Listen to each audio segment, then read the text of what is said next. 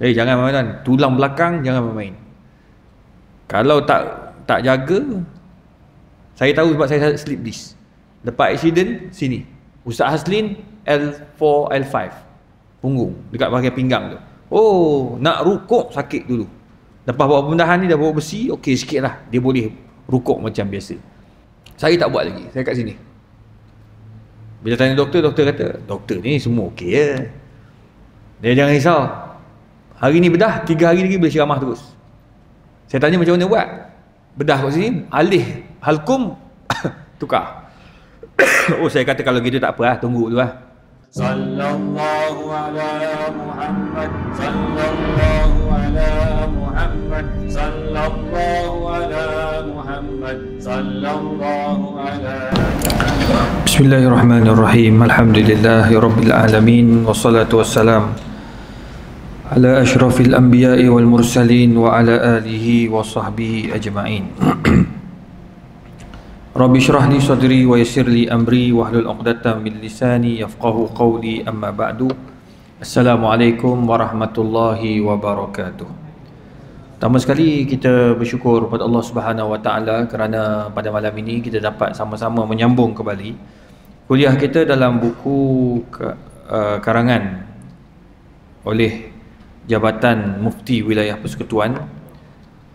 InsyaAllah pada malam ini kita akan bincang soalan-soalan seterusnya yang membincangkan tentang hukum hakam semasa. Soalan yang seterusnya, sekiranya seseorang itu bermusafir selama 3 minggu berturut-turut, adakah dibolehkan bagi individu itu meninggalkan solat Jumaat atau perlu mencari masjid atau tempat solat terdekat? Ini bagi orang yang bermusafir terus tanpa henti 3 minggu berturut-turut. Jawapannya Allah Ta'ala sebut dalam surah Al-Jumu'ah ayat 9, ya ayyuhallazina amanu idza nudiya li salati min yaumil jumu'ati fas'au ila dzikrillah wa dzarul bai'.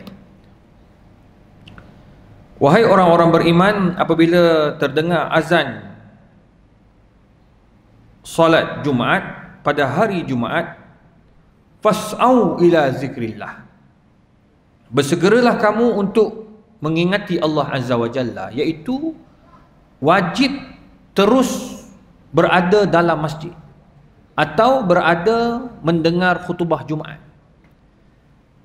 Katakan contoh, tuan-tuan berada di masjid kita ni. Masjid kita ni alhamdulillah dia tak ada sangat orang menjual. Ada kawasan ni? Waktu Jumaat ada makan-makan? Air je lah. Air pun tak boleh. Katakanlah ada orang jual air. Azan Jumaat, Allahu Akbar, Allahu Akbar. Khatib kat atas dah, Assalamualaikum warahmatullahi wabarakatuh. Assalamualaikum je, puk. Khatib pun duduk, azan berkumandang, Allahu Akbar, Allahu Akbar. Ketika itu orang yang minum kena berhenti minum. Wajib dah berada. Fas'au ila zikrillah, berterusan terus berada dalam kawasan masjid. Yang menjual wajib berhenti dah. Katakan dia jual air lelaki, kata berhenti, wajib berhenti. Oh ustaz, saya alhamdulillah dah ada dalam masjid, yang tinggal isteri saya, sama je. Ini Yahudi punya perangai. Allah larang tangkap ikan hari Sabtu, dia tahan pukat hari Jumaat, hari Ahad dia ambil. Apa beza engkau dengan Yahudi? Ni manusia. Ni berlaku ni dekat masjid-masjid kita ni. Tu sebab Jaiz tegur, bila azan kau dengan kedai-kedai tutup. Kalau nak berniaga, katakan dia berniaga luar daripada kawasan masjid, yang mana laluan tu orang perempuan pun datang beli, budak-budak yang tak balik lagi pun datang beli, itu tak apa. Cuma kalaulah isteri kita jaga kedai makan tu, yang jaga kedai minum tu, datang jemaah datang nak beli, dia tak boleh jual. Haram dia jual. Kalau dia jual, maka dia termasuk orang yang bersyubhat, menyebabkan orang tak dengar khutbah Jumaat. Jadi dia kena pesan pada isteri dia. Lah, mamnu. Dia tak boleh jual. Awak pergi semayang. Budak perempuan boleh. Macam contoh kita Bandar Baru Bangi bila azan kan, banyak ada kedai buka, orang perempuan yang jaga. Jadi yang pergi makan tu orang perempuan, silakan. Budak-budak kecil, silakan. Orang bermusafir yang duduk dekat hotel-hotel berdekatan, dia orang tak semayang Jumaat, dia jamak dan qasar, so dia boleh pergi makan. Cuma kalau dia datang makan tu, tuan kedai dia kena tanya lah, ni tak pergi sembahyang Jumaat ke? Saya musafir kak, saya daripada Johor. Okey, silakan. Tak payahlah minta pasport bagai. Kau minta pasport bagai, jangan. Kalau orang yang takut halal haram ni tuan-tuan, sebab dia jadi haram tu. Dia bukan main, macam memang berdosa. Fas'au ila zikril wa dharul bai'. Jauhkan daripada jual beli. Allah direct bagi tahu. So jangan main-main. Masjid Hasanah tu berapa kali tu? Khatib tegur. Siapa yang tengah makan, sebab kat Masjid Hasanah tu luar tepi tu kan dia ada kedai sup lah apa semua kan. Tengah ikut sup. Kami dengar khutbah ni sambil makan sup. Mana boleh? Kau kena tinggal makan-makan tu. Tu sebabnya kena hati-hati tuan-tuan. Ni hukum, bukan dia boleh main-main. Negara Arab tak ada. Arab azannya memang dah tak ada dah. Memang tak ada jual beli dah. Perempuan pun tak membeli, lelaki lagi apalah lagi tak beli. Nak kata wajibnya solat Jumaat tu. Tu rumah saya, dia tak apalah orang perempuan. Dia ada meeting dekat Putrajaya tu, habis Putrajaya tu dia orang geng-geng perempuan pergi makan kat Alamanda tu. Dia kata ramai lelaki dia. Saya kata sebab Alamanda tu dengan hotel dia bersambung. Anggaplah semua yang duduk dan lelaki dalam tu adalah orang musafir. So baik sangka lah. Tak payahlah pergi tanya, ni kenapa tak semayang? Kalau dia ni ada amar ma'ruf nahi munkar, dia boleh tanya. Dia boleh tanya sebab apa? Sebab dia berada di luar kawasan solat ataupun kawasan Jumaat ketika itu.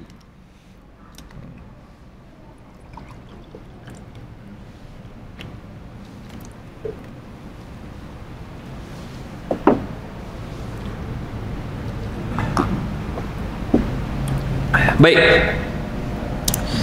Berdasarkan hadis riwayat Tariq bin Shihab, Rasulullah sallallahu alaihi wasallam bersabda, "Al-jum'atu haqqun wajibun ala kulli muslimin fi jama'atin illa arba'ah." Jumaat wajib ke atas semua orang Islam. Muslimin, dia sebut muslimin, maknanya orang lelaki saja, orang perempuan tak. Dan dibuat secara berjemaah fi jama'atin, sebab baru ni ada orang tanya lepas Covid, sebab dia dah biasa semayang kat rumah Zuhur. Lepas Covid baru ni dia tanya, boleh tak dia nak semayang Jumaat secara berjemaah tapi buat dekat rumah, buka khutbah Jumaat Masjid Negara, dia semayang kat rumah. Tak boleh. Pelik-pelik zaman tu. Maksud buat dia dah buat. Dia kata ni kita menggunakan teknologi. So tak payahlah berbuk-berbuk pergi masjid, tak. Dia sebut, Nabi sebut ni fi jama'atin, dalam suasana berjumaah. Maknanya kau kena ada kat situ. Bukan kau duduk dalam kat rumah, kau duduk kat atas, tak boleh. Kecuali 4 orang yang tak payah. Pertama, abdun mamluk, hamba. Hamba seraya tak payah. Sekarang tak ada hamba dah. Tak ada hamba. Hamba dah tidak wujud. Satu. Yang kedua, imra'ah, perempuan. Orang perempuan tak payah. Itu sebab macam kalau kat Mekah, tuan-tuan, kalau di Mekah tu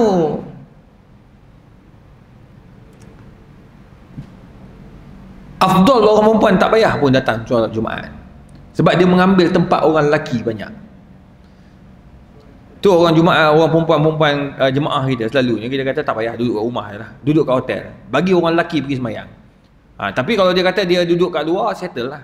Ini tak, dia berebut dengan orang lelaki kat dalam. Sebab yang wajib semayang Jumaat orang lelaki, bukannya orang perempuan. Nampak? Tapi orang perempuan dia kata nak try, nak rasa juga solat Jumaat dia lah, tak ada. Dia tak jadi haram, cuma dia mengganggu orang lelaki nak masuk. Au sabi, budak-budak kecil. Budak-budak kecil ni tak payah.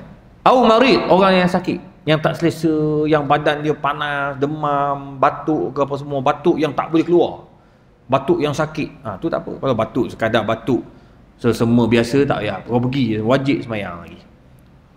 Sebab apa? Petang pergi main futsal, tengah hari tak boleh main Jumaat. Waktu pelik tu. 4 orang ni, yang lain wajib. Adapun hadis riwayat At-Tabrani daripada Ibnu Umar radhiyallahu anhu, Rasulullah SAW bersabda, tiadalah ke atas orang musafir kewajipan solat Jumaat. Dalam hadis yang lain Nabi kata apa? Orang musafir pun tidak perlu dan tidak wajib solat Jumaat. Cuma hadis ini dhaif. Maknanya orang musafir pun wajib. Itu sebab dalam mazhab Syafi'i, kalau nak untuk orang tu tak solat Jumaat, dia nak tinggalkan solat Jumaat, dia kena keluar daripada rumah sebelum subuh. Ini kalau ikutkan kitab lama lah. Itu perbincangan-perbincangan dalam mazhab Syafi'i. Hadis ini dhaif kerana pada asanadnya Abdullah bin Nafi' yang didhaifkan oleh ramai ulama, tetapi dikuatkan dengan syawahid ataupun dengan hadis yang lain. Mengikut pandangan ulama bahawa Nabi SAW dan para sahabat kerap bermusafir sama ada menunaikan haji dan jihad, dan mereka tidak solat Jumaat ketika musafir sekalipun dalam kumpulan yang ramai. Musafir terbahagi kepada dua. Musafir ni dia terbahagi kepada dua. Pertama, musafir harus iaitu musafir harus atau dalam keadaan dalam ketaatan. Sepakat ulama menyatakan bahawa musafir jenis ini boleh meninggalkan solat Jumaat, iaitu musafir yang dibenarkan oleh syarak. Maknanya dia pergi tu untuk balik kampung, jumpa keluarga, tu dibenarkan syarak. Dia pergi tu untuk kerja pun dibenarkan oleh syarak. Yang kedua, musafir haram atau maksiat. Terdapat khilaf antara ulama sama ada musafir jenis ini dibolehkan ataupun tidak, dibolehkan meninggalkan solat Jumaat ataupun tidak. Macam ada satu kes, dia pergi rompak bank, kena tangkap dengan polis.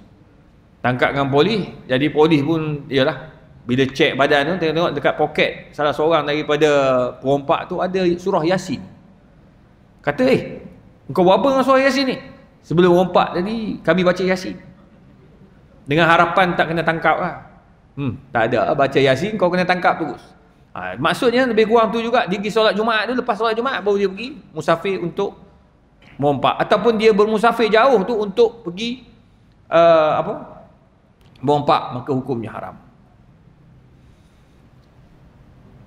Pendapat yang rajih, pendapat yang kuat ialah tidak boleh meninggalkan solat Jumaat, kerana meninggalkan Jumaat adalah satu bentuk rukhsah atau keringanan. Rukhsah ni maksudnya keringanan. Contoh, bila kita semayang 4 rakaat, itu azimah. Maknanya kau buat apa yang Allah suruh. Puasa di bulan Ramadan, itu wajib, kau tak boleh tinggal lah. Itu dipanggil azimah. Bila kamu akan dapat rukhsah, iaitu keringanan, bila kau bermusafir. Boleh buka puasa, musafir. Orang perempuan, period, itu boleh, dipanggil rukhsah. Rukhsah ni tak boleh mudah-mudah. Orang perempuan haram pegang kita. Haram pegang kita. Bila dibenarkan orang perempuan pegang kita? Apabila kita datang bertemu dia untuk rawatan dan dia adalah doktor perubatan. Baru boleh dia sentuh kita. Saya nak minta izin nak cek perut ke apa ke, boleh dibenarkan. Selagi dia boleh alas, dia alas. Tapi kalau tak boleh alas, tak apa. Macam contoh dia nak cocok kita kan. Ada doktor dia pakai sarung tangan. Ada doktor dia tak suka pakai sarung tangan sebab dia nak pegang urat tu tak rasa. Jadi dia kata minta izin saya terpaksa buka ni sebab saya takut salah cocok. Tu terpulang pada doktor, tak ada masalah, dia benar. Itu dipanggil rukhsah. Tinggal Jumaat sama juga. Dibenarkan bila ada rukhsah. Apa dia? Sakit. Boleh tinggal Jumaat. Ya.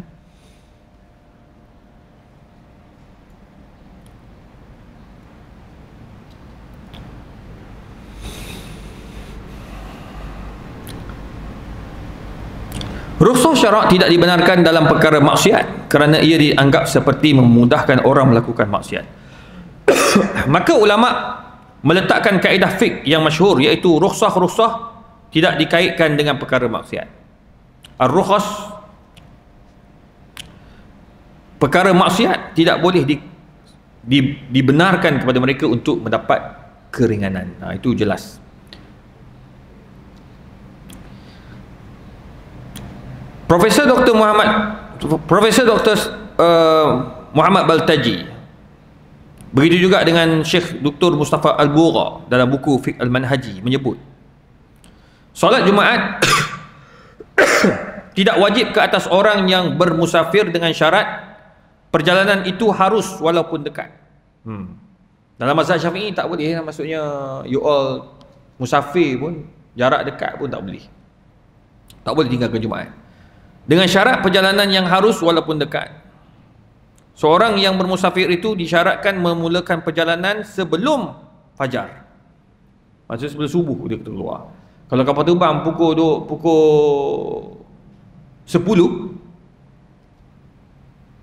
wajib tak sembahyang Jumaat? Dia nak pergi Kelantan, flight pukul 10, wajib tak Jumaat? Ji, mana Ji? Boleh tak dia? Kalau dia keluar sebelum subuh, duduk kat airport, dekat lounge ke, dia duduk kat airport, dia baring kat airport, dia tak wajib sembahyang Jumaat, sebab dia keluar sebelum subuh. Tapi kalau flight pukul 10, dia keluar pukul 9 atau 8.30, dia sampai naik flight, dia wajib solat Jumaat. Sampai Kelantan, dia pergi dah sembahyang Jumaat di Masjid Kota Baru ke, Masjid Kubang Krian ke, wajib sembahyang, sebab ni dalam mazhab Syafi'i.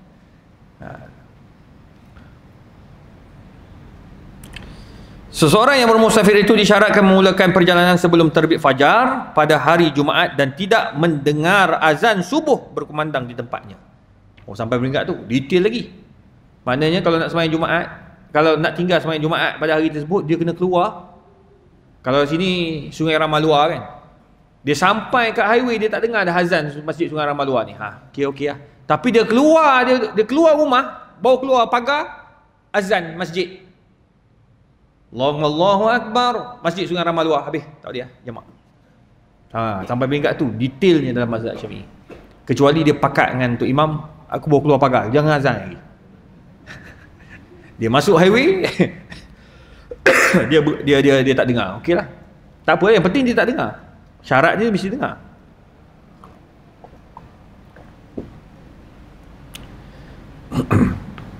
Penulis berpendapat, ini pandangan jabat mufti ketika itu, iaitu Mufti Sahibus Samah Dr. Zulkifli Al-Bakri masa itu.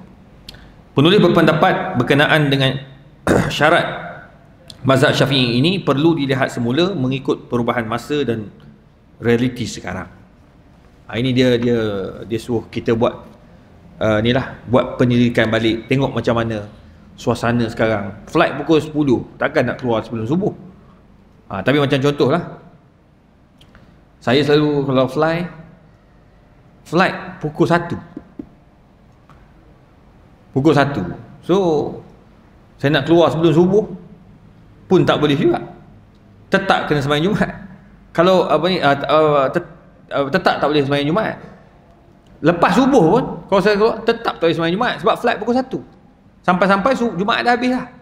Bila dalam keadaan itu, dalam mazhab Syafi'i, kamu kena qada, bukan boleh jamak. Sebab apa? Keluar selepas waktu Jumaat. Cuma ini mazhab Syafi'i lah. Kalau kitab-kitab lama dia sebut macam tu. Cuma lihat pada fatwa semasa lah pula. Macam kita kat Malaysia, tuan-tuan kena tengok fatwa kita sekarang ni macam mana. Adakah kena dibenarkan jamak dan qasar, atau wajib solat Jumaat juga walaupun keluar selepas waktu Jumaat. Ini dipanggil fatwa. Perlu kepada fatwa, sebab asalnya begitu dalam mazhab Syafi'i. Tak boleh. Nak membolehkan tu, dia perlu ada satu kajian dan juga fatwa baru oleh mufti semasa. Tu kena serah pada mufti. Soalan seterusnya, bagaimana cara mengambil wuduk dan solat bagi seorang yang sebelah kakinya dibalut simen hingga ke paras lutut akibat kemalangan? Ini ramai orang tanya ni. Macam mana dia nak semayang, kaki dah berbalut? Dia senang je. Untuk selamat, kita ada wuduk selalu. Ada wuduk walaupun bukan waktu semayang. Tiba-tiba accident, patah kaki, masuk hospital, dia simen kan, maka kita disimenkan dalam keadaan kita berwuduk, maka kita boleh sapu je atas tu semayang. Tapi isu sekarang kita tak ada wuduk, dah disimen tak ada wuduk. Kat situ jadi isu dia. Allah sebut dalam Quran,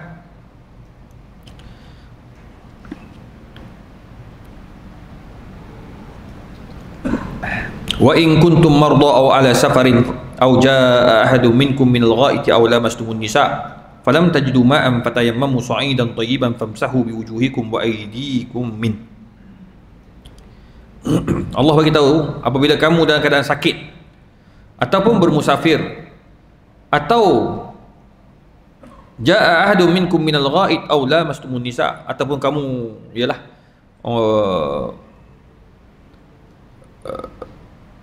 buang air, ini disebabkan buang air ataupun sentuh perempuan dan kamu tidak ada air untuk berwuduk, maka dibenarkan kamu untuk bertayamum.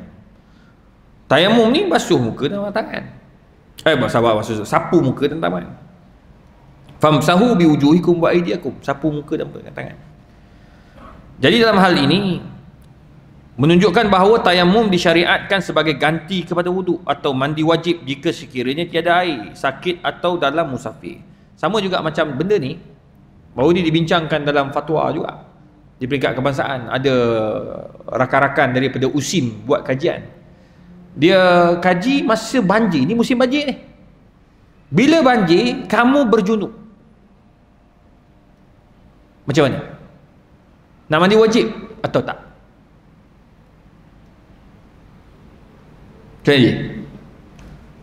Kita banjir ni, bangi lama tu banjir tu, sampai hilang atap kereta habis. Kawan saya hilang atap kereta, tenggelam kereta baru beli ya. Allah Rabbi. Tu banjir sekarang dia tak tentu. Kajang ni antara tu lah, memang antara tempat banjir, tak tahu nak buat apa. Baru ni kawan saya dia banjir juga. Sebab apa? Sebab perumahan di atas bukit tu dia tak buat dengan betul. Air atas tu turun bawah, habis banjir rumah bawah. Allah, kesian ni orang. Rumah dia tu tak banjir, mana jauh daripada ni lagi, jauh daripada sungai apa semua. Tapi banjir juga kerana rumah atas bukit tu dia buat pembangunan tanpa buat dengan betul. Parit dia kecil, tersumbat lagi. Allah, kesian. Nak buat macam mana? Habis rumah buat juta pun habis gitu air. Setiap kali hujan je fobia. Ni musim hujan ni takut. Hujan lebat je fobia. Family pun fobia. Berjunub ni kita. Adakah wajib mandi wajib? Ni je.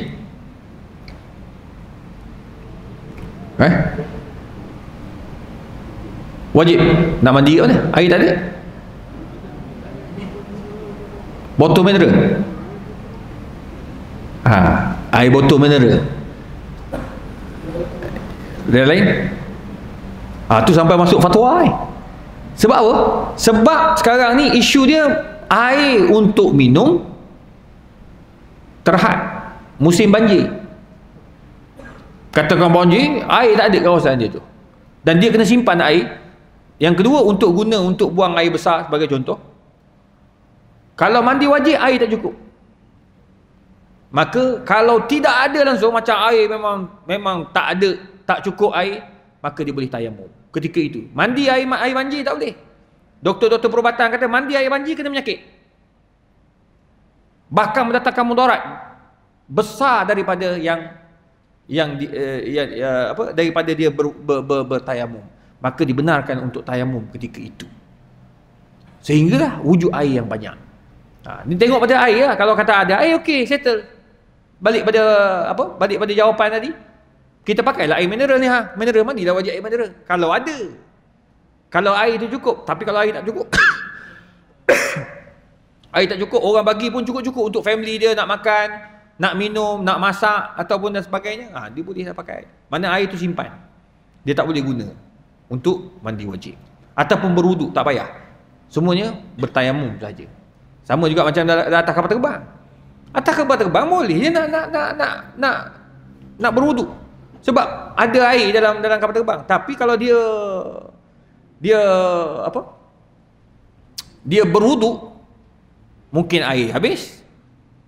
Nombor dua, akan menyebabkan banjir, basah dalam tu, habis membahayakan dalam keadaan kapal terbang. Maka tak payah, cukup dengan tayamum dalam kapal terbang pun. Cuma dia akan kena belilah debu tayamum tu. Debu tayamum ni pakai sikit je, syarat. Jangan dia beli sekilo buat naik atas.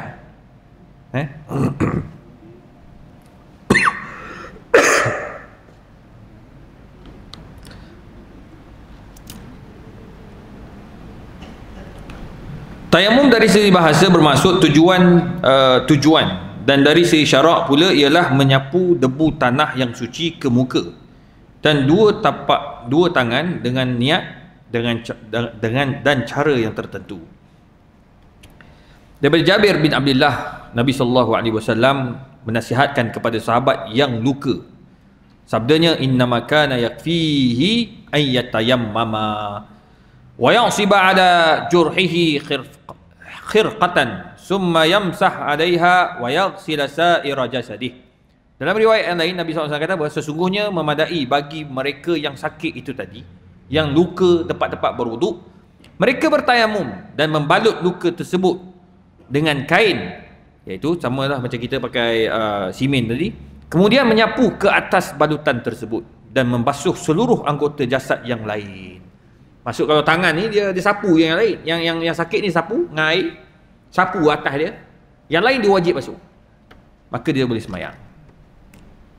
Dalam pandangan yang kedua, dia buat macam tu, dia sapu sembahyang, ambil wuduk macam biasa, yang atas tu dia sapu tempat yang balut tu, kemudian dia tayamum pula. Dua benda dia buat, dua-dua, wuduk dengan menyapu, yang kedua dia bertayamum. Ini lebih selamat lah, dua-dua dia buat. So dia tak payah lagi nak qada dan sebagainya.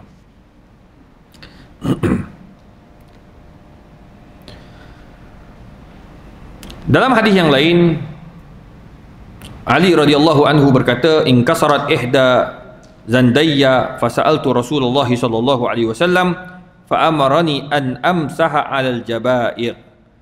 Telah patah salah satu daripada lenganku, ni Ali bin Abi Thalib, dan aku bertanya kepada Nabi SAW, lantas baginda memerintahkan aku supaya menyapu atas balutan dengan air. Maksudnya balutan tu dia, kalau kita simen tu, atas simen tu disapu di atas tu, maka dia boleh solat.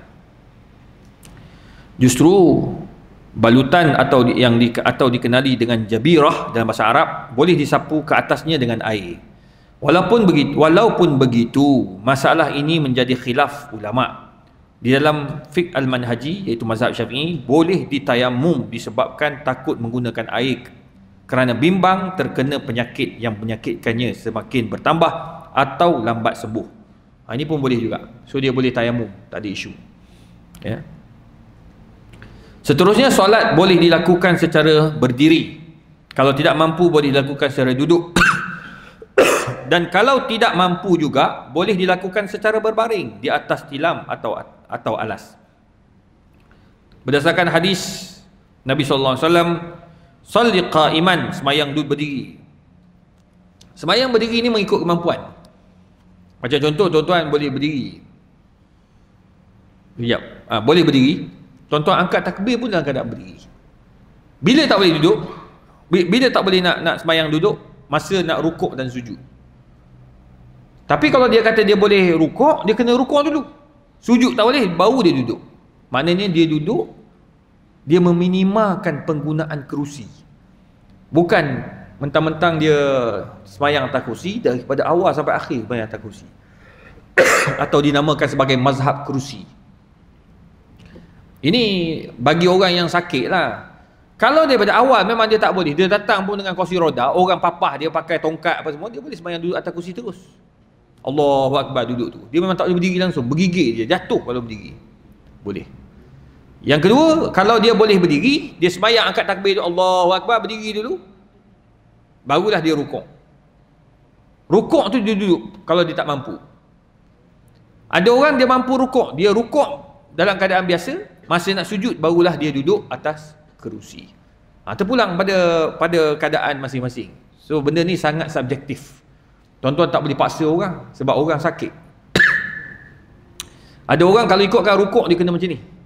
Mana atas belakang kita tu kalau tak air tu tak jatuh. Tapi kalau ada setengah orang dia tak mampu, pinggang sakit, dia angkat macam tu. Rukuk ni sikit, mampu gitu ya. Kalau letak cawan, jatuh cawan. Kalau macam itulah keadaan dia, tak apa, sah. Dia dah buat yang terbaik dah, yang dia mampu. Tak payahlah kita pula tolong tekan, patah tu pinggang belakang ni, tak payah. Jangan main-main, tulang belakang jangan main-main. Kalau tak jaga, saya tahu sebab saya slip disc. Lepas accident sini, Ustaz Haslin L4 L5 punggung dekat bahagian pinggang tu. Oh, nak rukuk sakit dulu. Lepas buat pembedahan ni dah bawa besi, okey sikit lah, dia boleh rukuk macam biasa. Tapi nak boleh tukar besi tu, Masya Allah, berapa lama dalam hospital? 3-4 bulan. Nak boleh berapa kali tukar. Disk tak jadi, tukar. Tu pakar Malaysia dah tu. Buat. Tukar. Saya tak buat lagi. Saya kat sini. Bila tanya doktor, doktor kata, doktor ni semua okey je. Dia jangan risau. Hari ni bedah, 3 hari lagi boleh ceramah terus. Saya tanya macam mana buat? Bedah kat sini, alih halkum, tukar. Oh, saya kata kalau gitu tak apa lah, tunggu dulu lah. Cuma tak boleh kasar. Dia tak benarkan, dia kata jangan bagi aksiden kali kedua. Lepas tu jangan buat benda yang kita tak mampu. Antara benda yang kita tak boleh mampu, saya tak boleh kerusi tenggelam. Macam ni saya kena duduk macam ni. Kalau kursi tu dia tenggelam macam sofa kan, dia tenggelam kan. Masuk punggung kita masuk dalam, kaki kita terangkat ke atas macam dia tergantung ke atas, habis lah. Itu terus tak boleh, orang kena angkat kita. Saya pernah forum sekali, orang nak letak kursi cantik. Kami tak penting kursi cantik, yang penting kursi tu sedap. Duduk tu dia tak tenggelamkan punggung kita. Oh, sakit tuan-tuan. Depan ketua polis negara masa tu, saya terpaksa bangun minta izin nak tukar kursi. Masa bangun tu dah menggigil dah, sakit. Dia kalau pinggang, tu sebabnya orang sakit pinggang saya sangat faham kenapa dia sujud macam tu, kenapa dia rukuk macam tu. Kita tak boleh nak paksa. Sebab apa? Orang tu dalam keadaan sakit. Sama juga macam duduk tahiyat. Duduk tahiyat kan kaki kena kepak jari tu kan. Ada orang tak boleh. Kau jangan kata tak sah sembahyang dia, sedap-sedap engkau je. Dia kaki sakit, engkau faham ke tak? Jangan kita bab-bab macam tu, jangan kita nak tegaskan. Setiap orang mempunyai kemampuan masing-masing nak solat. Yang penting dia sembahyang. Itu bila kita duduk bagi hukum tak tentu pasal gitu, akhirnya orang tu malah aku pergi masjid kan. Sembahyang atas kursi salah, duduk salah, baring salah. Dah duduk tahiyat pun kaki kepak tak kepak pun dia katanya kita sembahyang tak sah. Jadi tuan-tuan, kalau bukan bidang kita jangan cakap. Bagi orang yang dalam bidang tu bagi hukum. Baik. Seterusnya tuan-tuan dan puan,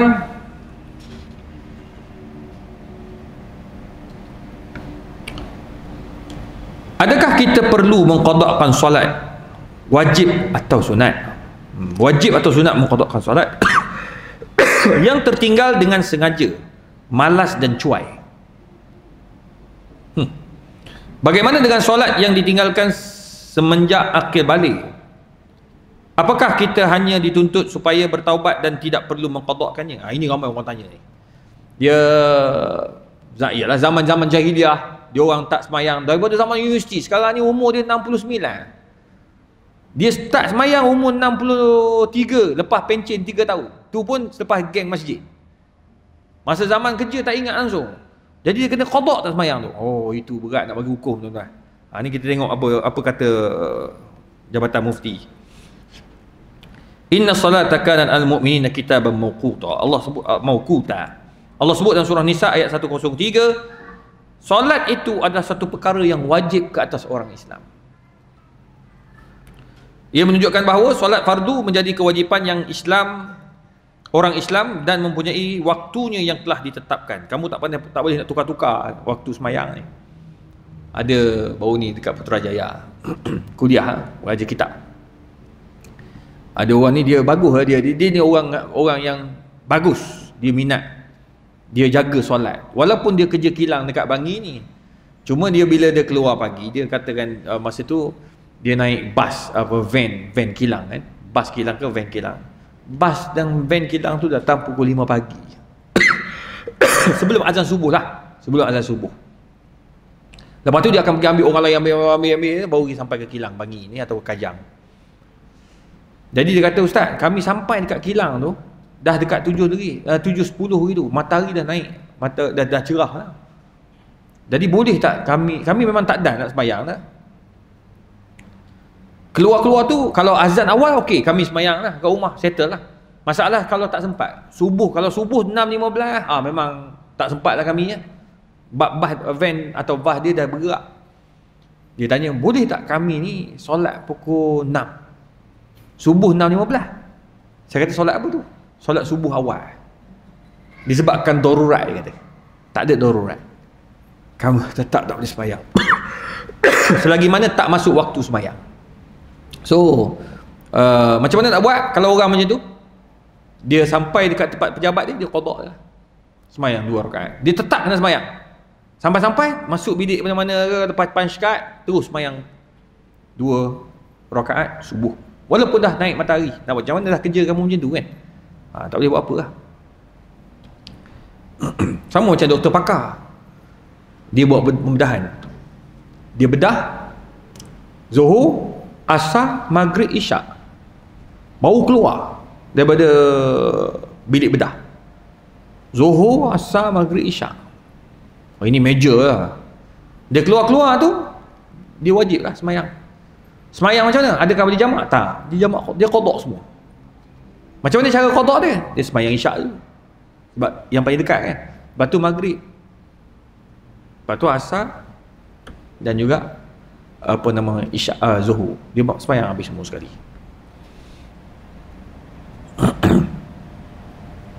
Baik.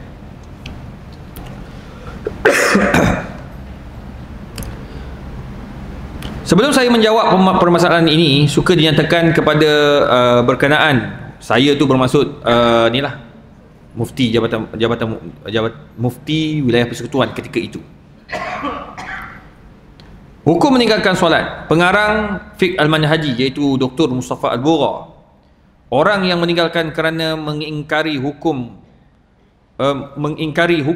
wajibnya atau sengaja mempersendakannya atau akan menjadi kafir dan terkeluar daripada agama Islam.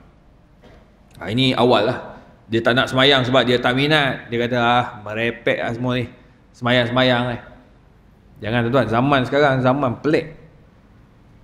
Saya jumpa orang macam-macam lah tuan-tuan. Kadang-kadang kita, ya Allah, kesian. Tambah-tambah ni zaman kerja tak ada, bisnes tak ada. Macam tuan-tuan, alhamdulillah rezeki ada. Dia orang tak ada rezeki, dia balunnya, dia salahkan Allah Ta'ala pun ada. Ada seorang saya jumpa tu, tak kenal pun. Dia nampak saya dekat tepi jalan tu, tahan.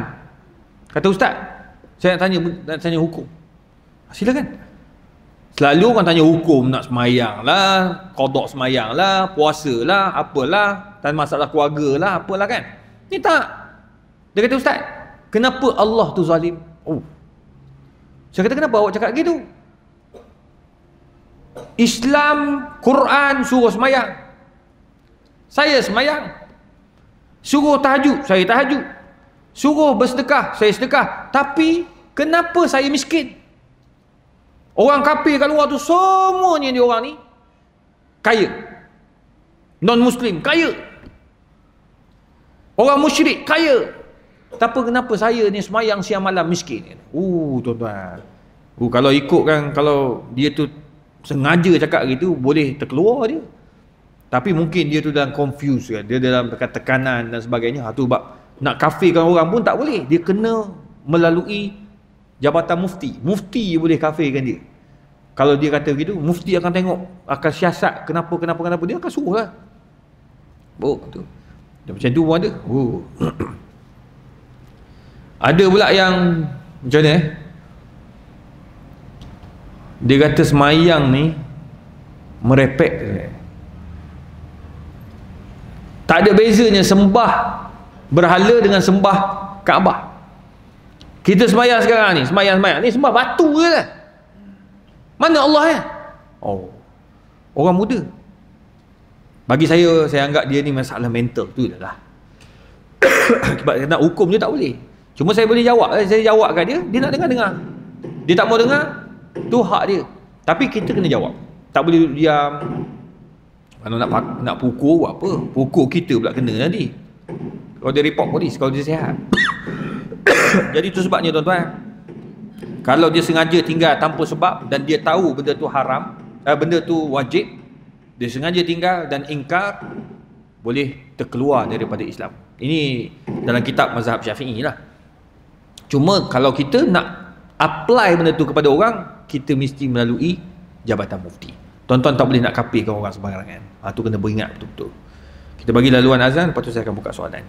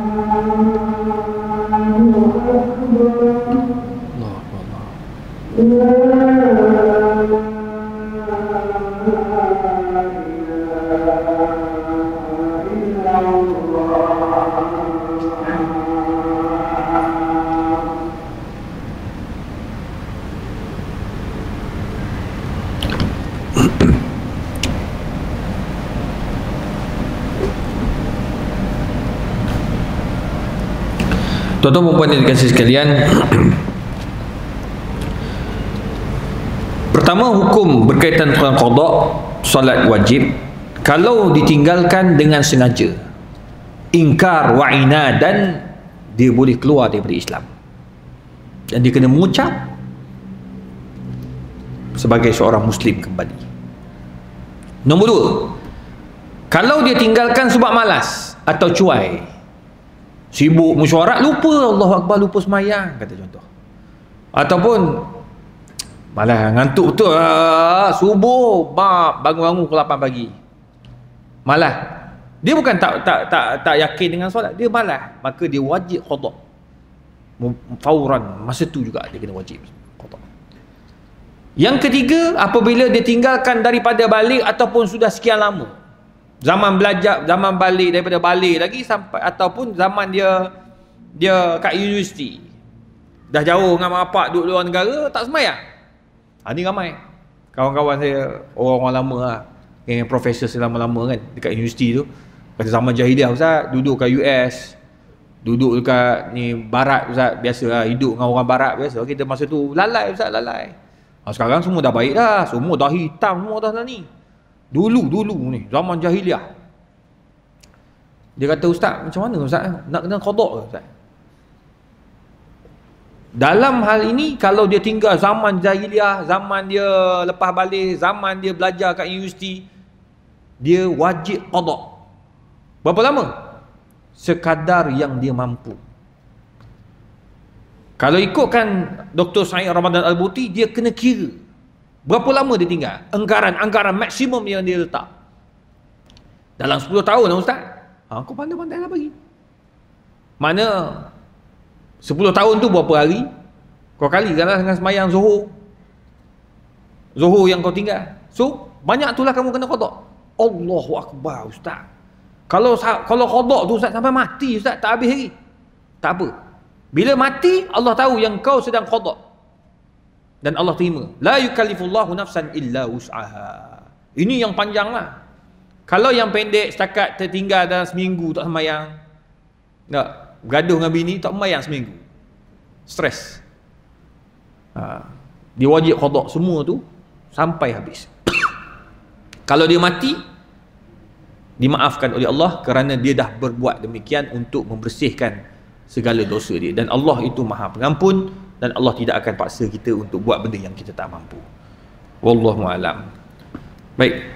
InsyaAllah pada pertemuan akan datang kita akan bincang hukum hukum yang seterusnya pada waktu yang akan datang, insyaAllah. Baik, ada soalan? Ya, Ji. Ha? Tadi berkenaan semayang sunat. Itu dipahamkan satu perbuatan sunat. Tapi tadi sejak ayah ni oleh kerana dalam zaman dan juga masa sunat, dia melakukan satu perbuatan semayang dengan contohnya 3 atau 5 niat. Yang pertama, 5 niat. dia semayang, satu semayang perbuatan tu dia sertakan dengan 2 niat. Niat apa? Niat apa? Untuk semayang yang kan semayang rawatib ataupun tayatul masjid gabung sekali. Yang tu adakah dalam sila tu ada atau tidak? Sama. Yang keduanya semayang rawatib dia mesti dilakukan lepas melakukan semayang fardu maksudnya rawatib dia Qabliyah. Kalau misalnya dia melakukan rawatib, dia habis sembahyang fardu tu, lepas tu dia selang sembahyang sunat lain, disembahyangkan rawatib tu, adakah yang diselangkan tu dia masih lagi sembahyang rawatib ataupun terbatas sembahyang mutlak biasa? Okey, faham. Dua dulu. Nanti kalau ingat kan tanya balik. Ada 2 soalan Haji ni. Bagus Haji ni. Haji ni boleh bagi anugerah soalan setiap tak bulan. Bagus, dia kena aktif soalan ni. Baik tanya macam ni, dia boleh tanya time kena. Pertama, orang sibuk. Dia sepatutnya datang masjid, semayang 2 rakaat tahiyat masjid, kemudian dia semayang sunat qabliyah. Lepas tu baru semayang fardu. Tapi disebabkan sibuk apa semua, datang-datang dia kira jalan sekali je. Semayang dia masuk di masjid, dia tunggu orang imam solat fardu, dia pun semayang fardu. Dia niat terus sekali solat fardu dan juga sunat tahiyat masjid. Boleh, tak ada masalah. Cuma dia meninggalkan sunnah Nabi. Sunnah Nabi masuk tahiyat masjid, lepas tu qabliyah, lepas tu solat fardu. Sunat-sunat macam contoh ada semayang qabliyah apa isyak dengan witir misalnya, dibolehkan tak? Tak boleh. Sebab witir ni dibuat last. Apa pula witir buat sebelum qabliyah? Dia tak buat masa sebelum zuhur ataupun sebelum sebelum maghrib atau sebelum isyak. Dia kena selesaikan dulu habis semua semayang, barulah dia semayang qabliyah. Qabliyah witir. Yang misalnya contoh semayang fardu, dia habis semayang fardu tapi dia tak melakukan semayang ba'diyah, tapi dia contoh semayang hajat dulu. Jadi adakah terputus? Tidak putus. Dia boleh semayang ba'diyah dia selepas dia semayang hajat ke, dia nak semayang macam kita kan. Lepas semayang isyak, tiba-tiba imam kata kita semayang hajat untuk Palestin, ataupun jemaah kita nak buat pembedahan, kita pun semayang hajat. Lepas semayang hajat, kita pun semayang ba'diyah isyak, boleh, tak ada masalah. Ada, tak ada masalah. Yang ketiga ni semayang Jumaat. Apabila sebut semayang rawatib tak termasuk dalam semayang Jumaat. Jadi kalau kita yang paling afdal apabila sebelum khutbah, selepas itu ataupun selepas Jumaat, apa yang lebih afdal niatkan? Adakah niat sembahyang mutlak ataupun ba'diyah Qabliyah ba'diyah sama juga. Sama juga. Sebab Jumaat itu adalah Zuhur, Zuhur adalah Jumaat. Semua nama saja lah, tapi ketika bubatan sembahyang rawatib tu ada lagi. Tetap ada. Azannya sembahyang Qabliyah. Lepas tu sembahyang Jumaat, lepas tu sembahyanglah ba'diyah. Tak ada dalam kedua rawatib punya. Ada. Dia sama. Jumaat adalah Zuhur, Zuhur adalah Jumaat. Tak ada sebutan mutlak ke apa semua, tak ada. Qabliyah ba'diyah sama juga. Sama insya-Allah. Baik, ada lagi soalan yang ada? Ini. Ya. Aha. Kalau tidak ada air. Apa?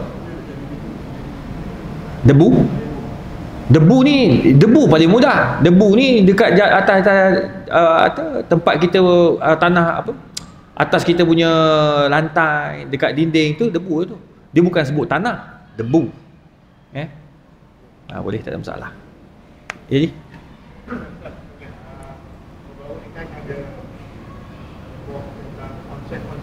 konsert. Coldplay.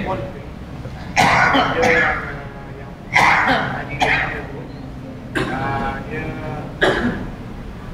layak sekali lah. Dia boleh tiba layak, dia layak. Dia ada macam-macam pendapat lah. Dia kata aku boleh nak ikutkan apa baik sembahyang. Mungkin tak sah. Ada pula pendapat kata orang dia sembahyang, yang penting nak sembahyang tu adalah pergi kan. Kalau sembahyang dia antara dia dengan Tuhan. Ya. Bagus soalan Haji. Ada sahabat kita baru ni viral dekat Instagram, Facebook. Dia pergi konsert Coldplay lah, apa benda play yang ada. Ya, tak kisahlah. Marilah apa nama daripada Korea ke, daripada UK ke. Dia datang tu azan maghrib. Dia sembahyang maghrib, lepas tu dengar Coldplay. Perlu tak dia sembahyang? Wajib sembahyang. Dia berada di mana-mana pun dia tetap wajib sembahyang. Habis dia dengar konsert ustaz, itu dosa dia dengan Allah. Dia dengar konsert, kalau dia berdosa, Allah yang akan hisap perkara tersebut.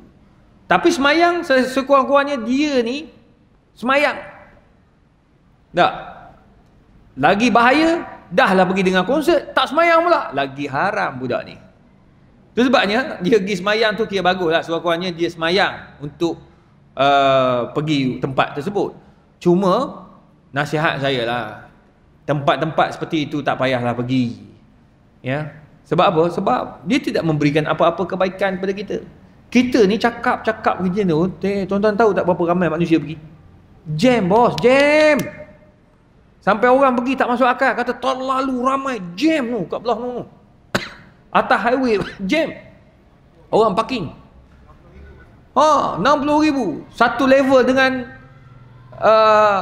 Abdul Somad. Ustaz Abdul Somad datang pun 60,000 juga. Orang yang sama juga datang. Ustaz Somad datang pun dia pergi dengar, Coldplay datang pun dia pergi dengar.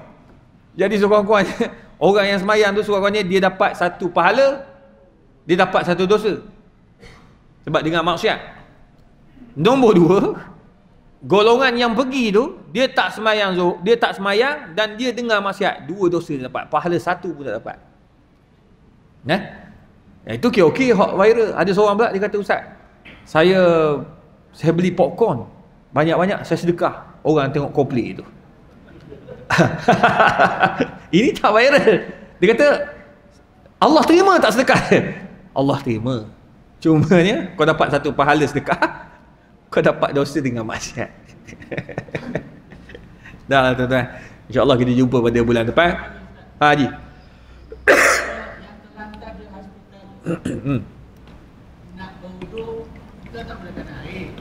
Kalau sejadah kita dia dekati dalam sejadah, bentang sejadah, tunggu 10 minit 20 minit, kita pun di tepuk dekat sejadah tu, kita wuduk boleh. Kalau yakin dekat sejadah tu ada debu, settle lah masalah. Takut tak ada debu. Kalau tak ada debu tak boleh, baru lepas basuh dalam apa, tak ada debu. Kalau confirm ada debu, settle masalah.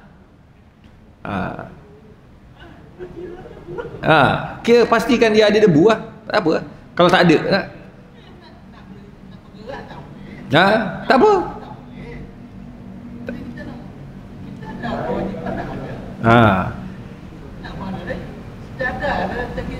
Boleh. Kalau yakin ada debu, settle. Sebab dia sebut debu, dia bukan sebut tanah, pergi ambil tanah. Tak. Dia yang penting debu. Ada riwayat kata kena ambil tanah. Kita ambil yang mudah. Cuma kalau katakan boleh, kalau kita orang boleh wudukkan kita minta nurse wudukkan kita, boleh tak? Kita tak boleh nurse lawa. Terus lah. Ni siapa bini dia ni? Dia kalau nurse ada, kita wajib minta izin, minta nurse tu wudukkan kita dulu. Kalau keluarga kita ada, dia yang akan wudukkan kita. Dia akan sapu, kita pun bersembahyang. Sebelum nak pergi ke tayamum tu, kena minta dulu siapa yang ada dekat kawasan tu untuk wudukkan kita. Kalau dia boleh wudukkan kita, settle. Isteri kita ada, dia wudukkan kita, boleh. Ustaz, macam mana isteri kita ni, dia kan batal wuduk kita, dia ambil wuduknya? Tak, dalam keadaan tu dia panggil darurat.